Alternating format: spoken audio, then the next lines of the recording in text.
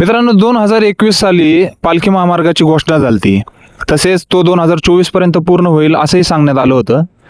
आता 2026 उजडले, नेमकी काय अवस्था आहे ती पाहूया. शिवाय रस्त्याच्या कडेला रुंदीकरणासाठी 70-80 वर्ष अशी जी झाडं होती ती तोडण्यात आली होती. रस्ता पूर्ण झाल्यानंतर ती परत लावण्यात येणार आहेत अशी घोषणा झाली. बघूया सध्या काय अवस्था आहे.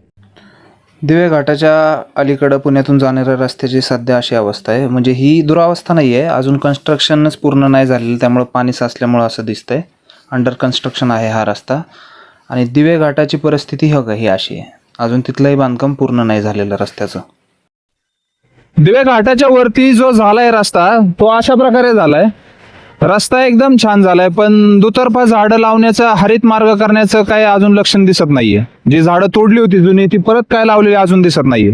आता सुरुवातीलाच क्लिअर करतो, माझं काही मत नाही, मी फक्त आकडेवारी सांगतोय. ज्ञानेश्वर महाराज पालखी महामार्ग अंदाजे 230-35 किलोमीटर आहे आणि त्याचं बजेट 6 ते 7 हजार कोटी दरम्यान आहे. म्हणजे साधारण 1 किलोमीटरचा रस्ता 25 कोटी रुपयाला बनणार आहे. आकडा लक्षात ठेवा. दुसरं, ह्या रोडवरचं रुंदीकरण करताना दोन्ही बाजूला वडाची, पिंपळाची 60-70 वर्ष जुनी झाडं होती. ती म्हणे काढून कुठंतरी 80-85% झाडं त्यातली वाचवून जिवंत ठेवलीत अजून पण ती कुठं आहेत माझ्या तर माहितीच नाही. पण ह्याच रोडला तशीच झाडं रोड पूर्ण झाल्यानंतर लावणार होते असंही वचन दिलं होतं.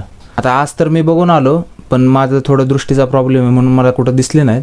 पण तुमच्या घरातलं, माहितीतलं, गावातलं, वारीला जे कोणी येईल त्याला विचारा, 25 कोटी रुपये प्रति किलोमीटरच्या रस्त्यावरून चालताना कसं वाटलं आणि रोडच्या दुतर्फा जी गर्द झाडी होती त्याच्या सावलीत थांबून कसं वाटलं. आल्यावर नक्की विचारा.